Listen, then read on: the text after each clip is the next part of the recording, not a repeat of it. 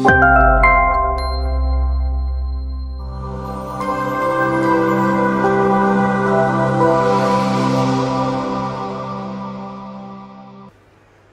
Podcast Indonesia, podcast Fakultas Psikologi Universitas Pancasila, kanal psikologi untuk bangsa.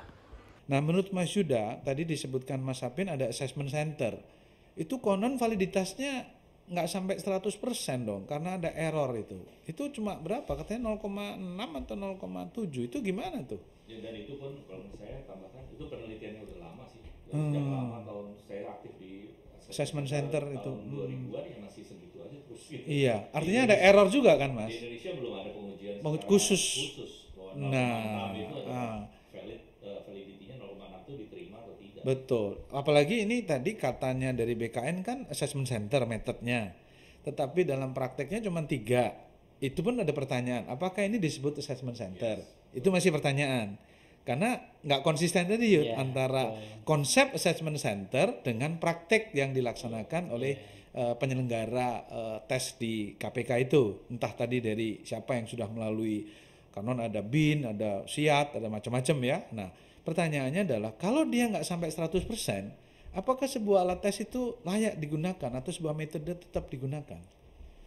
Gini, jadi kalau yang namanya pengukuran di psikologi tadi ya, itu kan kita mengukur sesuatu yang tidak tampak, sesuatu yang laten, covered gitu kan, unobservable, sehingga kita hanya bisa mengukurnya dari sesuatu hal yang tampak, yang manifest, yang tercermin dalam mungkin keperilakuan, observable gitu kan, behavior-nya observable behavior. Nah, terkadang observable behavior ini kan ketika tes itu kan tidak otomatis muncul, sehingga dibutuhkanlah kayak semacam stimulus. Stimulusnya itu bisa berupa paper and pencil test, bisa pertanyaan, bisa berupa tadi LGD, INTRI dan sebagainya. Itu sebenarnya dalam rangka memunculkan yang ada yang tidak kelihatan. Di dalam rangka mau mengungkap apa sih sebenarnya yang ada di dalam diri seseorang yang mau kita ukur. Nah, oleh karena itu, karena itu sesuatu yang tidak tampak, sehingga pasti besar kemungkinan terjadinya error dalam pengukuran. Oleh karena itu, memang sangat direkomendasikan bahwa untuk mengukur sebuah konstruk yang tadi tidak terlihat, maka dibutuhkanlah tadi multi-method, multi-rater, macam-macam approach tadi ya, multi-approach gitu kan ya. Sehingga diharapkan itu akurasinya menjadi meningkat. Tapi memang benar tadi bahwa belum ada penelitian secara khusus, terutama di Indonesia, yang membuktikan bahwa assessment center itu lebih akurat dibandingkan tes yang menggunakan tes saja, atau sebaliknya tes dikatakan lebih akurat daripada assessment center.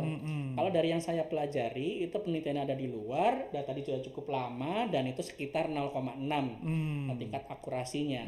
Itu assessment center dengan multi method, multi rater, yang profesional yang teruji gitu kan ya, dengan metodologi ilmiah dalam pengujiannya.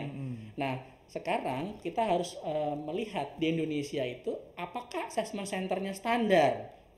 Kalau tidak standar, tentunya dia akan jadi turun lagi. Itu dari assessment, dari metodenya. Kemudian dari sisi alat atau instrumennya, pasti di sana kan juga melibatkan instrumen tes.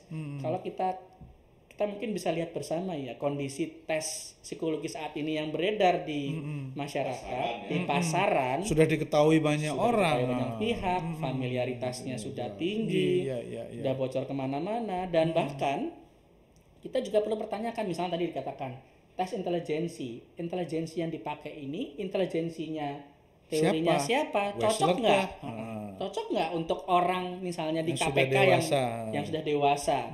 Contoh misalnya kita pakai teorinya siapa? Misalnya mungkin Wessler gitu ya, mungkin ada verbal, numerik, spasial. Kalau kita ukur atau kita gunakan tes ini untuk orang di Papua, maka bisa jadi intelijensinya menjadi terukurnya rendah. Tetapi ketika dia dilepas di hutan, dia bisa survive, dia bisa mengambil keputusan di kondisi yang sangat terbatas. Apakah itu bukan intelijensi namanya?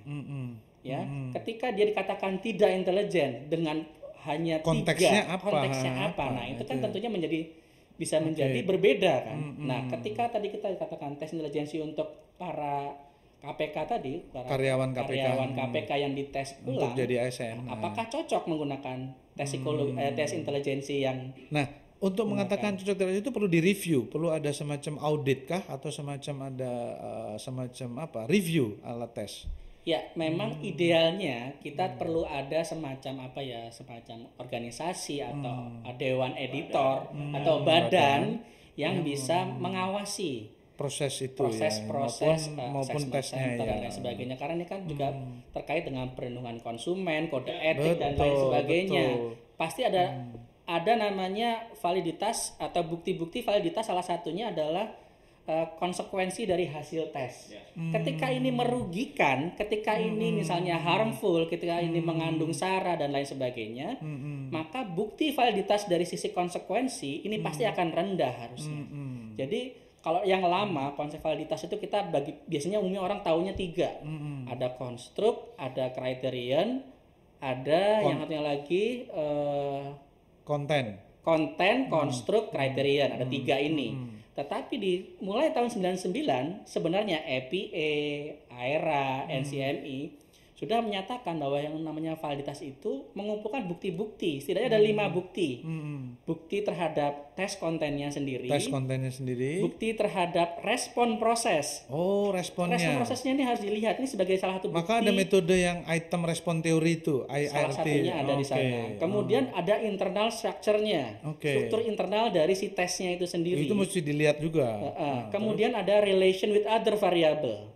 Hubungannya dengan variabel-variabel lain yang saling berkaitan. Tadi misalnya intelijensi, harusnya dia berkaitan dengan kepribadian. Kepribadian misalnya.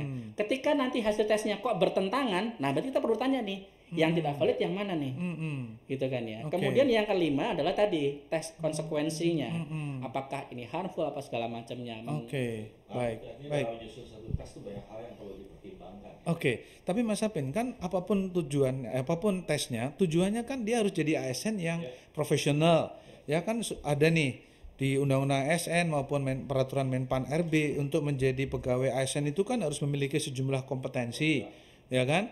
Termasuk manajerial kompetensi, teknikal maupun sosiokultural yang ada perekat bangsa itu dan sebagainya. Itu kan ujungnya agar dia berkinerja baik. Nah, menurut Mas Apin dari cerita-cerita kawan-kawan yang 75 itu, apakah pertanyaan-pertanyaannya itu nggak relevan atau nggak pas atau gimana, sehingga kalau dikaitkan dengan kinerja nanti kalau jadi ASN yang ngurusin KPK itu nggak ada hubungannya atau gimana? Kira-kira gimana, Mas? Kita butuh studi lebih lanjut. Ini kayaknya buat ladang psikologi. Gitu ya. Sebenarnya pertanyaan dari Mas Yuda tadi adalah yang namanya tes wawasan kebangsaan itu instrumen psikologi atau bukan? Gitu ya. Karena kan kita nggak tahu konsepnya. Ada parameternya itu ya? Konsepnya apa kita nggak tahu. Si pembuat tes sendiri belum membuka diri mengenai bagaimana tes itu dibuat. Tapi betul Mas Sony tadi bilang bahwa terutama di ASN ada berbagai tes yang disyaratkan. Itu kita belum punya patokan atau belum punya standar seperti apa tes harus dikonstruksi. Gitu. Kalau itu peran psikologi, peran dari profesi psikologi, saya kira itu menjadi satu tantangan buat kita untuk bagaimana membuat alat tes baik itu intelijensi, kemudian kepribadian, tes wawasan kebangsaan tadi, dan tambah lagi tes wawasan kebangsaan, sehingga menjadi tes yang sangat betul-betul powerful untuk menyeleksi di ASN. Bisa juga di swasta atau BUMN. Di pendidikan ya. Jadi ini adalah tantangan buat kita dunia psikologi untuk bisa merespon apa yang terjadi di fenomena KPK ini sebagai momentum lah ya. Betul, setuju. Nah, ada beberapa yang beredar di media sosial maupun yang Mas Apin tahu dari kawan-kawan mungkin ya, pertanyaan-pertanyaan tadi sudah contoh, apakah semua orang Jepang itu kejam?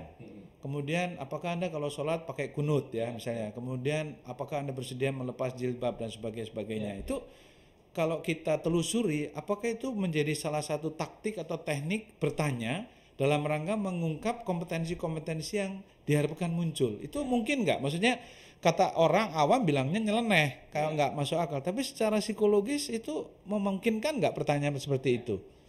Saya minta dibantu Mas Yuda. Secara praktis mungkin ada hubungannya dengan kebangsaan. Bagaimana dia merespon pertanyaan tersebut dan mengaktualisasikan perilakunya atas dasar kebangsaan. Kebangsaan variabelnya banyak. Salah satunya keagamaan. Kemudian ketaatan terhadap undang-undang misalnya. Undang-undang dan sebagainya. Itu menjadi satu fenomena, satu indikator atau satu item. Tapi yang prinsipnya memang harus diuji dulu gitu. bahwa pertanyaan ini related ya dengan wawasan kebangsaan. Sekarang wawasan kebangsaan konsepnya sendiri juga kita belum tahu.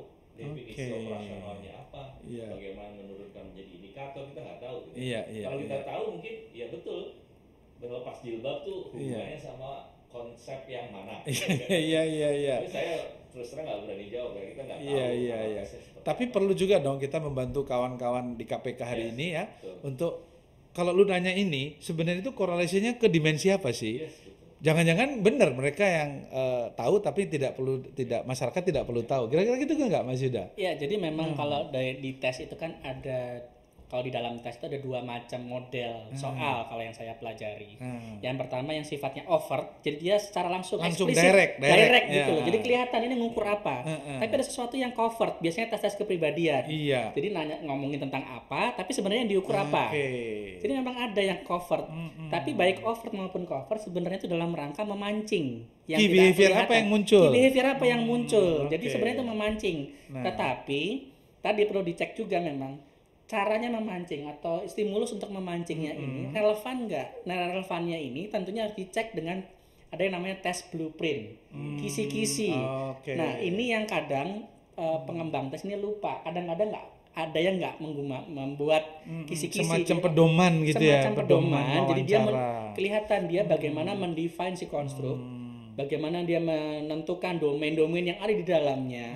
Mendefine domain sampai dengan muncullah indikator-indikator yang mau diungkap. Nah, setelah indikator barulah muncul item. Nah, untuk mengecek apakah item ini cocok untuk mengukur indikator ini, nah diperlukanlah seorang ahli atau pakar atau mungkin panel pakar. Nah, tadi mungkin dikatakan mungkin perlu adanya auditor. Nah, mungkin harusnya ada yang ngecek ini, mereview ini. Nah, inilah di sini soal aja di review kan ya, soal tes aja ujian di review gitu kan ya. Kalau saya pernah ikut tes satu yang namanya MMPI, bukan psikologi juga, mungkin psikiatri ya. Ada satu pertanyaan, saya ingin bunuh diri. Kan buat kita yang punya kecenderungan, punya rasa bahwa itu adalah sesuatu yang tabu untuk secara agama ya. Saya akan pilihnya ke kiri dong daripada ke kanan. Mungkin pertanyaannya serupa seperti itu. Betul. Mau melepas jilbab ke kiri apa ke kanan? Iya. Pertanyaannya memang seperti itu, tapi harus diuji. Betul. Pakai. Ya, ini kan kita sedang mengedukasi juga kepada masyarakat bahwa seolah-olah pertanyaan itu aneh-aneh, nyeleneh, tapi dalam konteks keilmuan bisa saja itu terjadi. Betul. Karena itu ada cover tadi, sehingga ini juga nggak bisa digebiauyah. Itu pertanyaan kok aneh gitu ya. Ini ilmunya ada sendiri gitu ya kira-kira. Betul. Karena kalau semuanya vulgar, itu akan dengan mudah dimanipulasi. Dia faking ya. Gitu kan.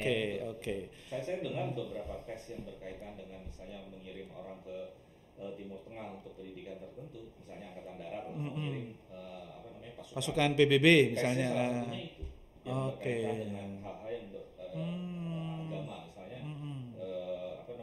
sholat itu pakai 20 atau tidak, itu ditanyakan juga. Oke, baik. Oke, kita sebelum lanjut Mas Apin dan Mas Yuda nanti mengenai apa itu wawasan kebangsaan dan apa dimensinya ya, supaya kita juga memberikan pencerahan bagi pemirsa maupun pendengar Psiko Podcast Indonesia, kanal Psikologi untuk Bangsa. Kita break dulu sebentar, kita sambil ngopi-ngopi dulu, ngopi wawasan kebangsaan ya. Teh maksudnya. Oke, terima kasih.